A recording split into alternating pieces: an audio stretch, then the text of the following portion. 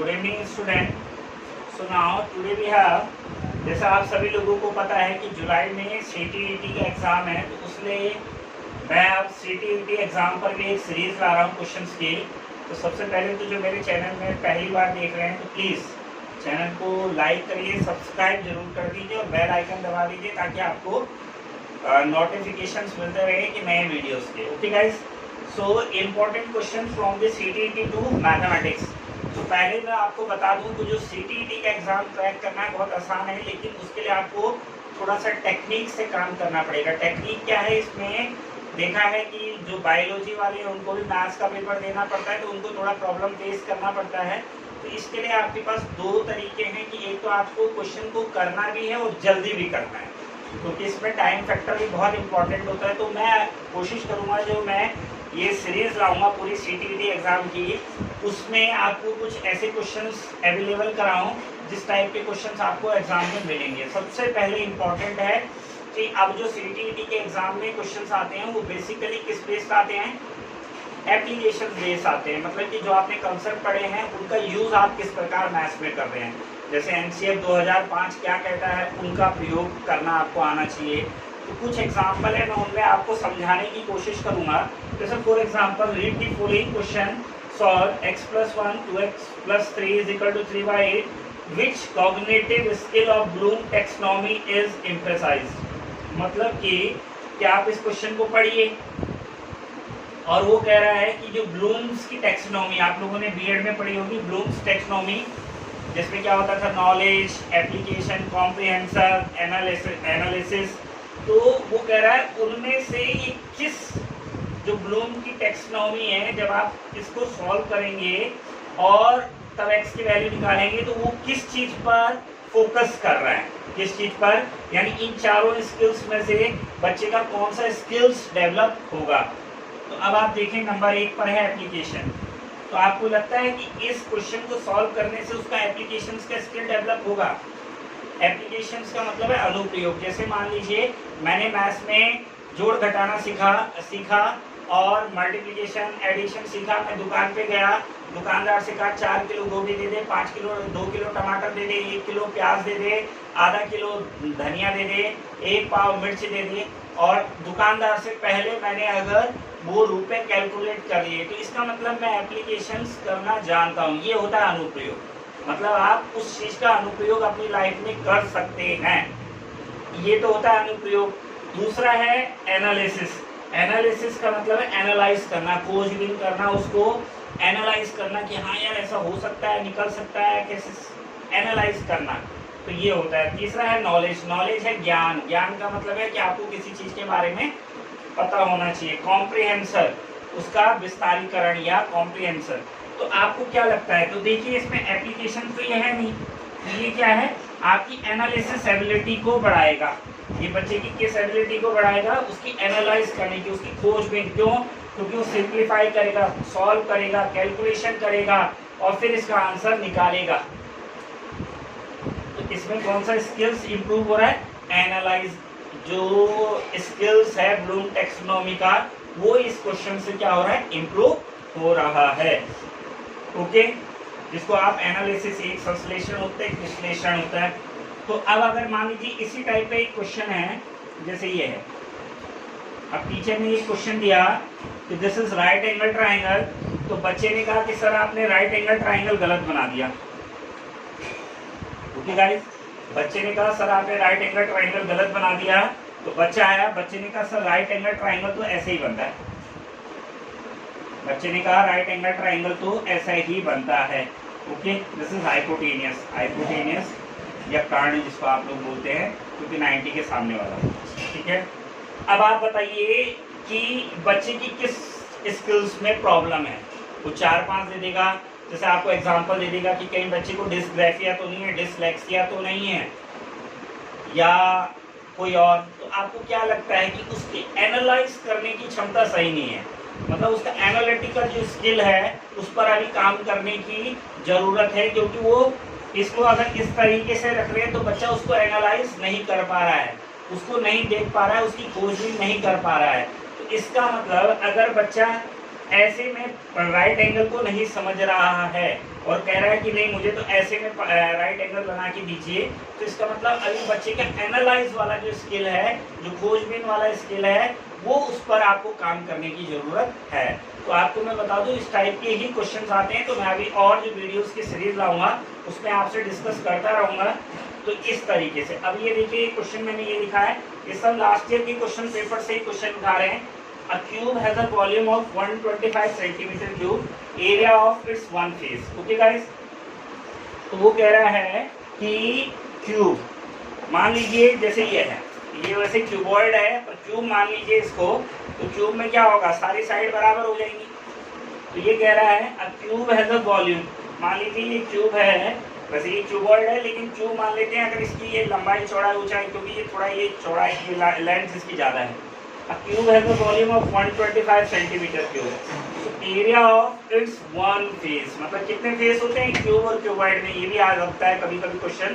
तो 6 फेस होते हैं, 1 2 3 4 5 और 6, 6 फेस होते हैं इसमें, 6 तल। हिंदी में अगर इनको बोले तो कितने तल होते हैं, 6 तल। तो वो कह रहा भैया मुझे इसका, मैंने आपको वॉल्यूम दे दिया और मुझे किसी एक तल का एरिया निकाल के दो, surface area, area of its one face निकाल के दीजिए, मतलब एक फेस का एरिया मुझे निकाल के दीजिए। तो आप कैसे निकालेंगे, ये बहुत इंपॉर्टेंट क्वेश्चन है।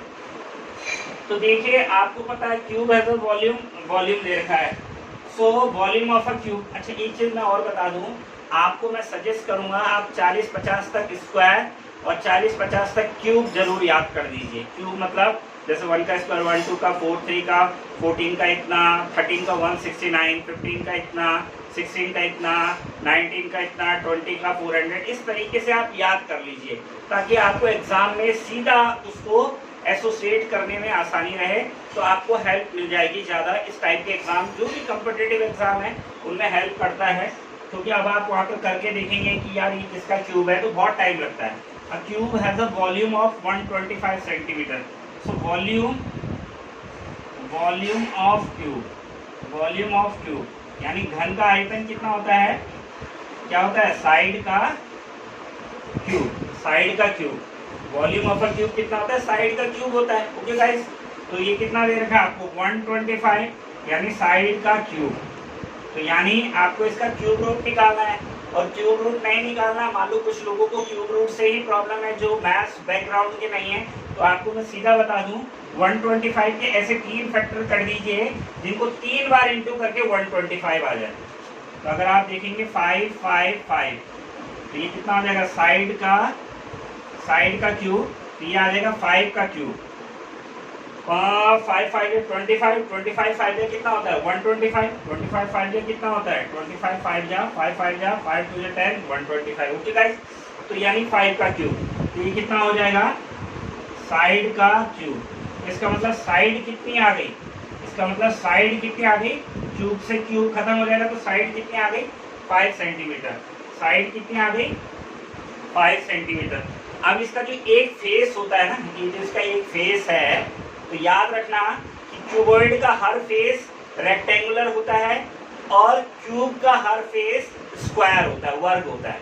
यानी जो घनाभ है उसका तो आयताकार होता है और जो घन है उसका वर्गाकार होता है। तो वर्गाकार है तो 6 फेस है, तो 6 वर्ग समझ लीजिए, 1 2 3 4 5 6, तो उसने कहा एक वर्ग का क्षेत्रफल निकाल दो। यही तो कह रहा हो, अगर एक फेस मतलब एक का निकालना है आपको, किसी एक का, तो कितना होता है, वर्ग का क्षेत्रफल क्या होता है, भुजा का स्क्वायर, यानी भुजा गुणांगे भुजा।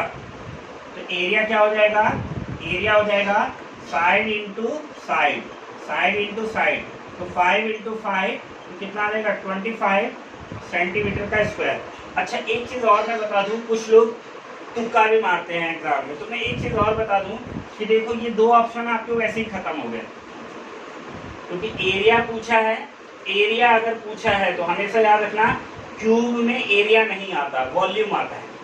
आयतन जो है क्यूब में आता है, एरिया कभी भी क्यूब में नहीं आता, क्योंकि मैंने अभी एक 2D 3D फिगर पर एक वीडियो बनाया है, डाला है चैनल में, तो उसमें आप देखेंगे, क्योंकि उसमें 3 यूनिट हो जाएंगी, तो 3 axis, X axis Y Z, तो 3 एक्सिस तो 3D फिगर हो जाता है वो, तो उसका वॉल्यूम निकलता है, तो वॉल्यूम आता है 3D में, एरिया 2D में आता है। तो इसलिए या तो ये आंसर होगा या ये आंसर होगा। तो आपको यहीं पे पता लग गया कि भाई 125 का 5 तो सेंटीमीटर तो भुजा है, 5 तो भुजा है, तो इसलिए यहीं पर आप 5 का स्क्वायर करके 25 फटाक से आंसर लगा सकते हैं। लेकिन इसके लिए आपको थोड़ा सा प्रैक्टिस में होना पड़ेगा। और फिर एक बात मैंने बोला, जैसे क्यूब आपने याद कर रखे हैं, तो आपको पता है 125 किसका क्यूब होता है, 5 का, और एरिया क्या होता है, साइड का स्क्वायर, तो 5 का स्क्वायर 25 हो जाएगा। ओके गाइस, तो इस तरीके से करेंगे तो ज्यादा हेल्प मिलेगी। फिर ये क्वेश्चन है, the area of a rectangle is 8 centimetre square. Area of a rectangle is 8 centimetre square. ये कह रहा है कोई रेक्टेंगल है जिसका एरिया 8 सेंटीमीटर स्क्वायर है। ओके गाइस, एंड लेंथ दे रखी है इसकी कितनी, एल दे रखी है, लेंथ एल दे रखी है, तो इसका पेरीमीटर क्या होगा। तो पेरीमीटर पहले मैं बता दूं, किसी भी ज्योमेट्रिकल फिगर का जो पेरीमीटर होता है, सम ऑफ ऑल साइड। आप ज्यादा फॉर्मूले याद मत करिए, कोई भी ज्योमेट्रिकल फिगर आपको मिलती है उसकी सारी साइड का आप सम कर दीजिए तो पेरीमीटर अपने आप आ जाएगा, उसका परिमाप जो है अपने आप आ जाएगा। तो अब हम लोग करते क्या है कि हम याद करते हैं कि perimeter of square 4 into side perimeter of rectangle 2l + b, वो अपने आप हो जाता है, वो याद हो जाएगा। लेकिन उसके लिए आपको धीरे धीरे अपने आप, या फॉर्मूला याद कर रहे हैं तो फॉर्मूला उससे थोड़ा सा आसानी रहती है। तो मैंने कहा चारों साइड, तो चारों साइड, तो आपको पता है इसकी लेंथ, रेक्टेंगल है तो भाई अपोजिट लेंथ इक्वल होगी। अपोजिट लेंथ क्या होगी, इक्वल, यानी ये एल है तो ये भी एल होगा, ये बी है तो ये बी, मान लिया आपने, इसकी ब्रेथ कितनी होगी, बी होगी। तो पेरीमीटर कितना होता है, मैंने कहा सबको जोड़ देंगे आप, l + b + l + b, यानी 2l और 2b, कितना हो जाएगा, 2l और 2b हो जाएगा। इसका एरिया दे रखा है, एरिया कितना होता है, लेंथ इंटू ब्रेथ। रेक्टेंगल का एरिया कितना होता है, लंबाई गुणा में चौड़ाई, लेंथ इंटू ब्रेथ, लंबाई गुणा में चौड़ाई। तो आपको क्या चाहिए, आपको b का वैल्यू चाहिए, तो क्या आप देख रहे हैं आंसर आपका 2l, l/a 2l, 2a/a 2l, 2a 2a। तो इसका मतलब a के टर्म्स में आंसर चाहिए, और b इनमें कहीं दिख नहीं रहा, आंसर में दिख रहा है कहीं b नहीं दिख रहा है, इसका मतलब आपको b को एलिमिनेट करना पड़ेगा। तो अगर आप b को एलिमिनेट करते हैं तो b कितना आ जाएगा आपका, a/l, b कितना आ जाएगा, a/l। ओके गाइस, और वो वैल्यू यहाँ पर रख देंगे आप, तो ये आ जाएगा आपका 2l और 2b, b की जगह रख देंगे a/l। तो आप देख लीजिए कौन सा आंसर बन रहा है, 2l और 2a/l, 2a/l। तो ये हमारा क्या हो गया, करेक्ट आंसर हो गया। तो ये तो अभी कुछ क्वेश्चन है, ये पहला इस सीरीज का ये पहला वीडियो है।